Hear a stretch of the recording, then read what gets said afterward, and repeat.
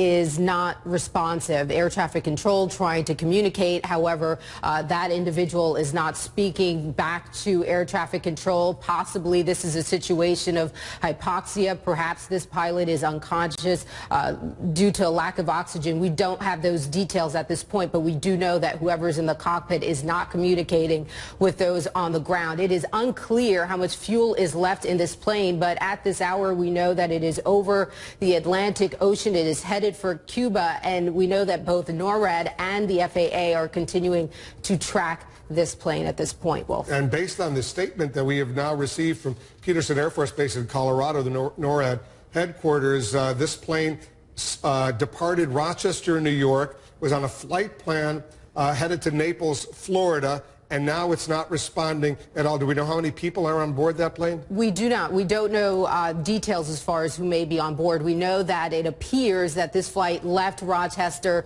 around the 8 o'clock, 8:30 hour this morning, and it was supposed to land in Naples around 2:05 p.m.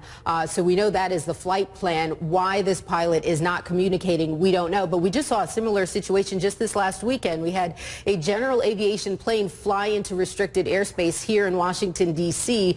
Same situation, pilot not responsive. We know that fighter jets were following and tracking this plane. Eventually, unfortunately, it crashed into the Atlantic Ocean. So similar situation just within days of each other, but we're watching this one. And when we say general aviation, we mean a private plane, right. Not a commercial airline.